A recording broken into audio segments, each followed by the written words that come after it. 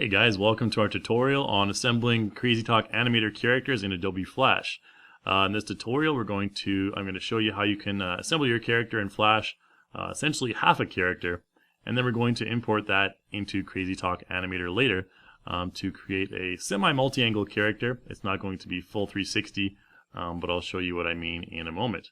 Now what we have on the screen right now is our default template that's available at our Developer Center in the link below. You can see we have 5 different profiles here from the side. The 315, 270, for example, they can be mirrored to create a 45 and a 90-degree angle respectively. And we also have the top and the bottom. If you want to create those, you're welcome to do that as well. So you can see we have all of these different angle profiles. So I'm going to zoom in a little bit on one of my the 0-degree profile character here, and let's take a look. You can see he has all these green and red spots all over his body. He's not suffering from a sickness. He actually has pivot bases and pivot points all over his body. So the red points are the pivot points, and those are very important. You don't want to mess with those. The green parts are the pivot bases, and those are just for your own personal reference. Those do not actually export any data to Crazy Talk Animator when your character is exported. And you can find those in their respective layers right here. This is the pivot 0. If I make that invisible, you can see all the pivot points are gone. And there's the pivot bases all gone. And the 0 right here is actually just this 0 up here, so you don't have to worry about that at all. And then we have our body and face groups. And the face groups, so if we go to the body, if I select the neck, upper torso, lower torso, you can see it's all selecting all of this stuff here. Just a heads up, I'm going to be using a few hotkeys as well. I'm going to be using this V for the selection tool right here, the Q for the free transform tool, as well as the H hand tool, which I use to pan around all the time, just in case you're confused there. So if I select one of my symbols right here, take a look at the properties panel on the right. You can see this one is called Upper Torso 0, and it's very important that all of the names of your symbols remain consistent with this default character you see on the screen. So if I go to the right arm, or rather the left arm there, you can see left arm 0, left arm forearm. Make sure that all the symbol names are correct. Now I'm hoping you have a basic knowledge of Flash, but if you're unaware of what symbols are, I'm going to just double click on this upper torso and explain it a little bit to you. So when I double click on this torso, you can see that I have a symbol which is up here in the upper left. It's part of my scene. And if I select all of these different parts of my symbols, you can see the symbol is simply made up of a line and a base. You can see those right there, and I can modify those if I'd like. If I wanted to stretch out my base there, I could do that as well, but I won't worry about that for now. Just be aware that all of these different symbols contain different shapes and lines and all that fun stuff. You can just double click elsewhere out of here to exit that symbol. And also make sure that all of your symbols are movie clips, not buttons or graphics. And I'll show you how to create a symbol in just a moment. So let's get around to replacing all the body parts on our character. So I'm going to just you can see that the 0 group contains basically everything there. What I'm going to do is go to my library, and you can see that we have all of the angles available right here. Let's zoom out of my character here for a sec and just take a look. You can see I have all of the different angle sprites for the different angle profiles. There's all the stuff for the 315-degree character, which is actually right over here in the middle. You can see that stuff is in the library. The stuff that you have here is actually in our scene. So if I selected the pivot bases right there, I can select the front hair, anything like that. What I'm going to do is I'm going to import in some symbols that I've already created from this project over here. You can see that I've replaced all of those different characters' angle profiles with this cute little teddy bear here. So this is what we're going to get to eventually in this tutorial series. In this tutorial, we're only going to be covering the 0-degree angle though.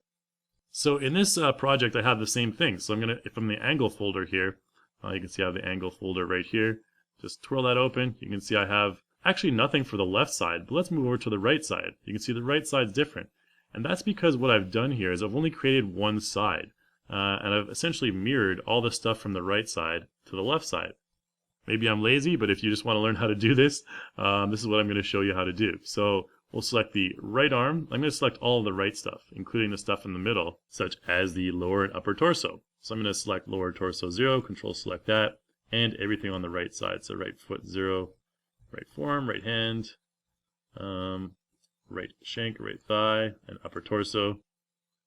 And we have our forearm selected, I believe. Right arm, right forearm. Okay, I think we're all good to go. So I'm just going to right click all of those and go ahead and copy them.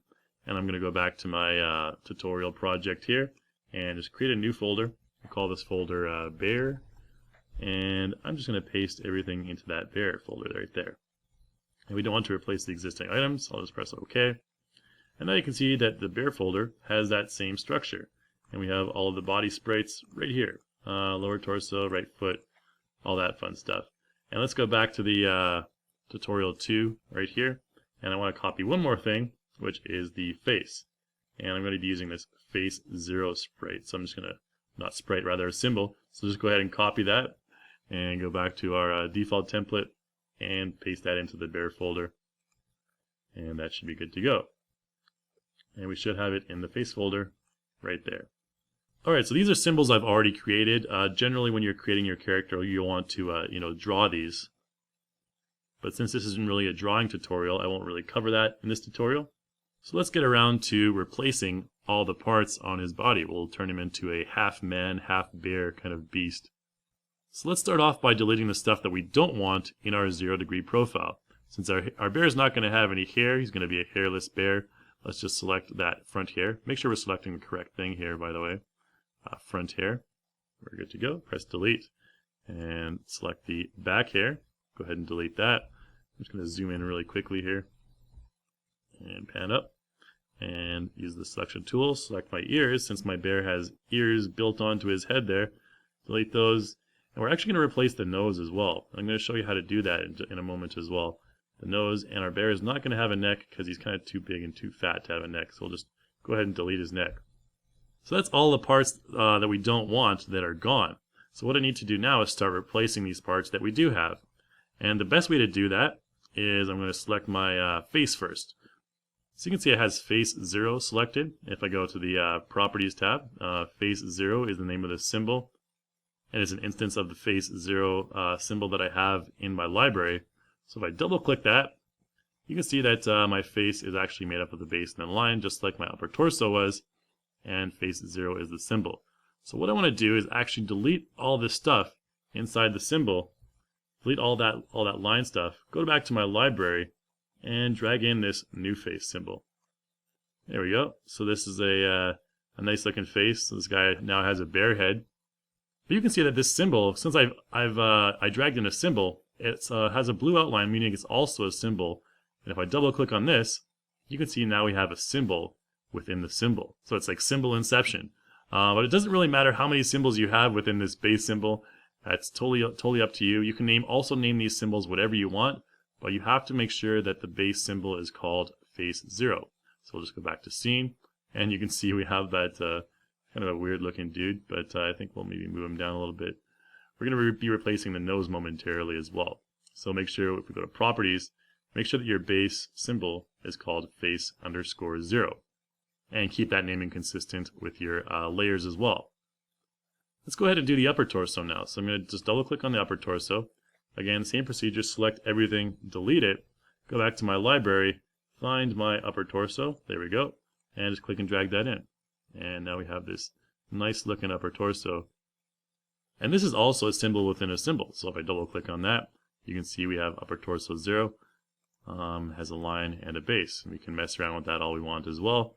But we won't do that in this tutorial. Let's just go back to the scene and do the same thing for the lower torso. So I'm going to pan down here, select my lower torso, and delete everything. Let's go to lower torso and bring that in. We can position it wherever we'd like. I think that should be about okay. And we can just double click out of here. And I think that looks okay. So let's move on to the arms. I'm going to make the upper and lower torso invisible here. And select the upper arm. Do the same thing for the arms. Select them all, delete. And I believe we'll choose this right arm right here. You can bring that down a little bit further and get out of there. Same thing with the lower arm. Delete. Select my right forearm and drag that in. Now it's important to ensure that all of your characters' limbs are exactly straight. And we're going to talk more about that later. But let's go over to the hand now. Now the hand is a little bit different. If I double click on the hand, you can see there's a number of different frames in the timeline. And if I scrub through here, you can see that they all have different symbols. Those symbols correspond to the different poses in Crazy Talk Animator 2. So the only thing we're going to worry about in this tutorial is just the normal one, which is at frame 1. Now how do I know that's normal? If I click on it and I go to my properties, it'll say hand relax, which is the normal position. And if I go back out of it, if I select it, you can see right hand 0. So again, this one right here is relaxed. Now with the hands and the eyes and the nose and the mouth, you want to make sure that they have 2 symbol layers. Because each little keyframe rather on this timeline is a different symbol, and as you can recall, each symbol is consists of their own shapes and lines and everything like that. So just make sure with the hands and multi-pose elements like the eyes, mouth, and eyebrows and hands that they all have 2 symbols. The symbol naming needs to be consistent as well. So in this one, we're only going to replace the first pose here. So again, let's just select this relaxed one, go ahead and delete it, and let's go to the library and bring in our right hand. There we go. We can just bring that into a general position that we think it should be at right now. And I think that'll be just fine right there. Let's get out of here, go back to our scene, and you can see it's behind the forearm, which is okay. We can just click and drag it on the layers up to above the forearm, and problem solved. Let's do the same thing with the legs now. I'm going to go ahead and delete the thigh. I'll choose the right thigh right here, click and drag that symbol in, and I think the positioning should be okay about right there. And let's do the same thing with the lower leg. Select all that. Oh, we have the locked, layer locked, so make sure you have that unlocked so you can actually make changes to it. Delete that base, and select the right shank, bring her over. You can see the bear has much shorter legs than his counterpart. So we'll just go ahead and get out of there, and then move on to the feet. The feet the final one. We will just delete that, take our right foot, and bring it over here. And that right foot should be just fine right there. And double click out of there. So now we have all of our symbols named properly. And you want to double check that by going to properties, and right foot 0, right shank 0, right thigh, right hand, right forearm. Make sure that all of this, the naming is consistent with the default character. So now we can reveal our upper and lower torso again. Let's bring those back in here and go up here. And what I want to do now is make sure that the positioning is relatively correct. So let's go ahead and select the right arm, right forearm. I'm going to hold Shift and select all of these. And then I can use my arrow keys to kind of put them into position here. I'll hold Shift down actually and move them a little bit faster. I think that'll be about fine right there. And do the same thing with the right leg. I think it'll look okay right about there. And now currently we have a bear that is kind of a mutant bear that has a really high mouth. He's half human and half bear, but we're going to fix that momentarily. The first thing we have to do though is make sure that our pivot points are correct. So again, I'm going to make, let's twirl down these folders here just so they're not taking up so much space. I'm going to make my pivots and my pivot bases visible now. As you can see, they are way out of whack with the current model. So what I want to do is bring those back into position. So I'm going to use my V hotkey to toggle my selection, and I'm going to bring all of my pivot bases back into position. Let's actually start with the upper and lower torso here. And to do that, I'm going to open the body folder again here. I'm going to make my upper torso invisible. Now this pivot base is going to be indicating where the upper torso is going to rotate around. So I'm going to move this up to about here. And I'm going to use the Q hotkey to change to my free transform. And if I hold down the Shift key and I click and drag, I can stretch that out uniformly. And this is going to be position it about right there. Maybe we can stretch it out a little bit more this way as well. Bring that down a tiny, tiny bit. You just want to make sure that it's centered. And that's going to act as the pivot base for my upper torso. And you can see that there's a little tiny little white dot in there, and that indicates the pivot base. Okay, so let's go ahead and select our upper torso. I'll make that visible again. And you can see that the center of the upper torso, it looks fairly good actually where the upper torso pivot point is. But again, let's select that pivot base and zoom in a tiny little bit. You want to make sure that the upper torso here is centered exactly where that center of that pivot base is. You can see it's right there, and we can put that right there, and that should be just fine. Lower torso, oops, we don't want to rotate that.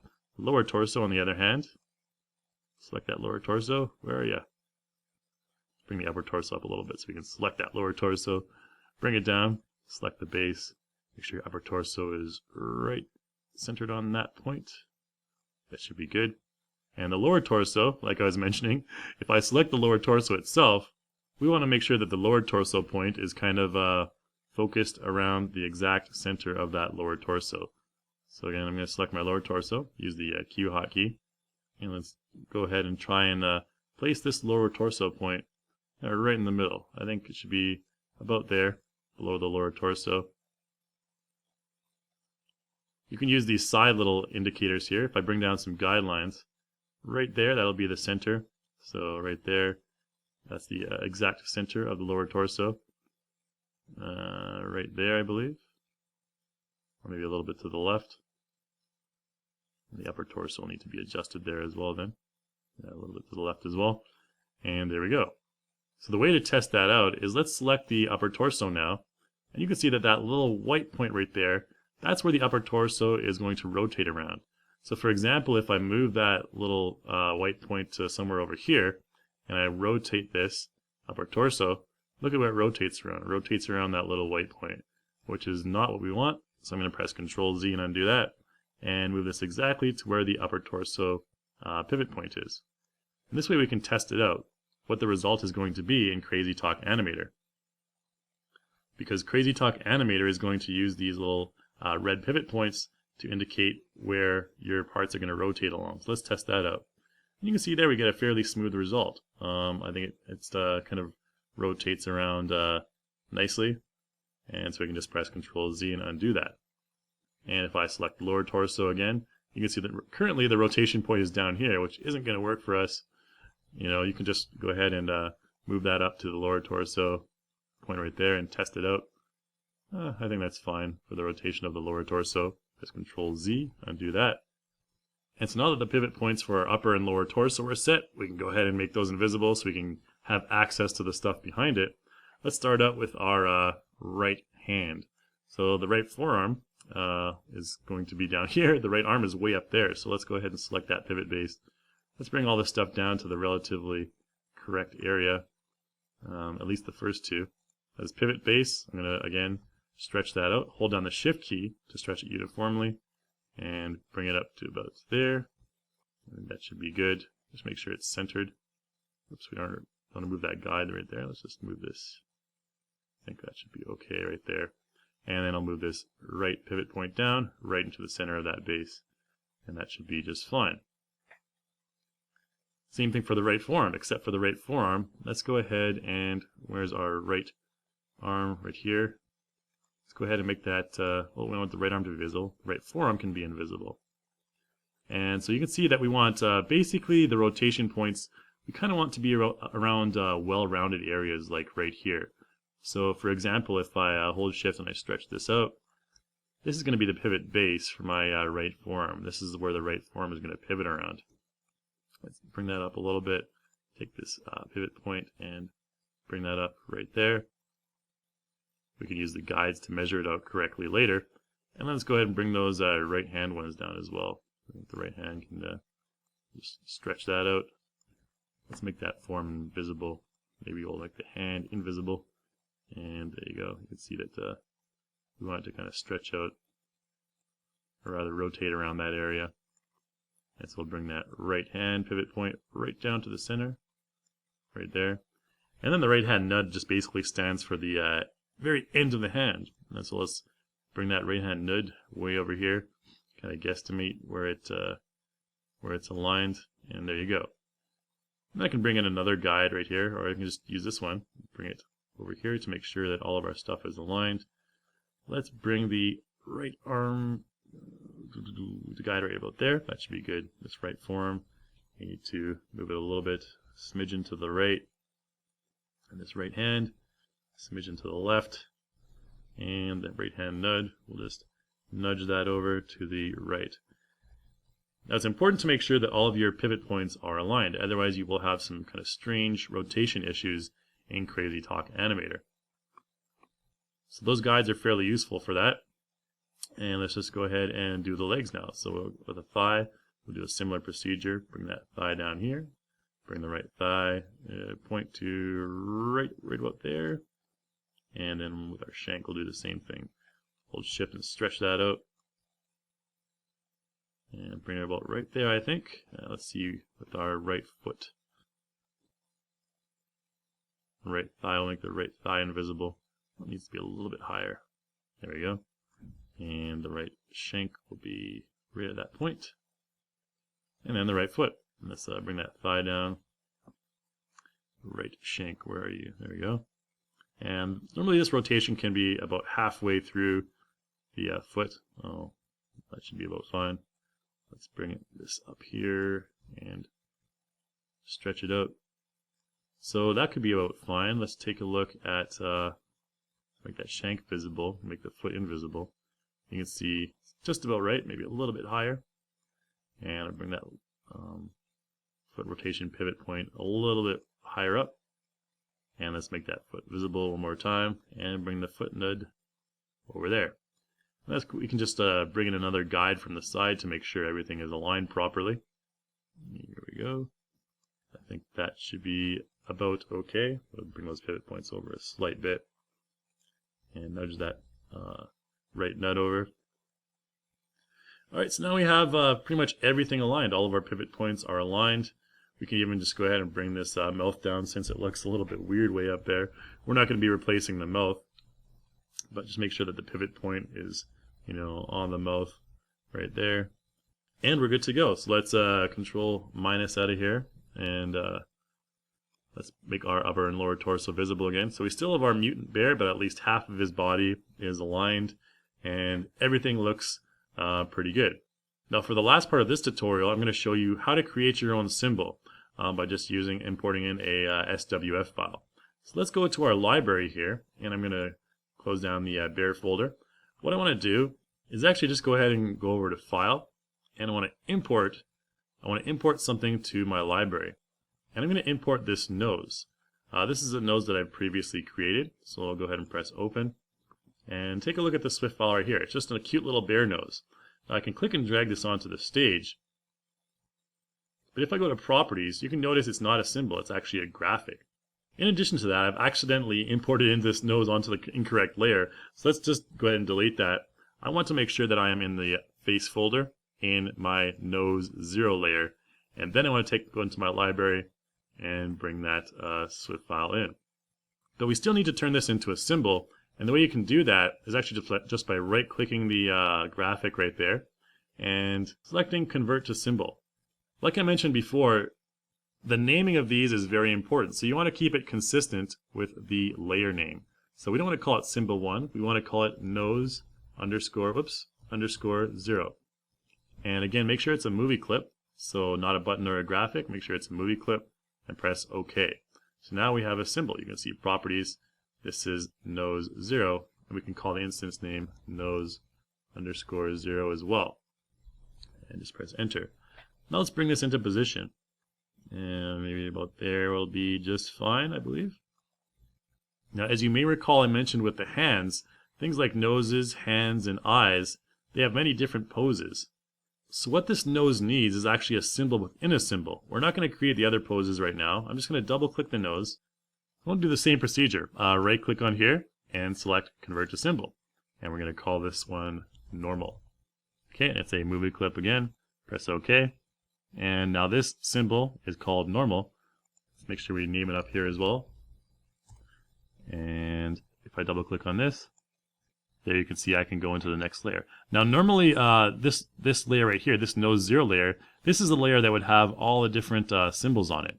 And normal just happens to be one of those symbols. So if I double click on it, normal is the symbol that I have at frame 1. So we won't worry too much about that in this tutorial. We'll get more into that in our eye creation tutorial. So I'm just going to go back to scene 1 right here. And we have a decent looking bear, but let's help this guy get himself fixed up and ready to import into CrazyTalk Animator. So in part 2 of this tutorial, that's exactly what we're going to do. I'm going to export this guy to a Swift file and import him into CrazyTalk Animator. So stay tuned for that.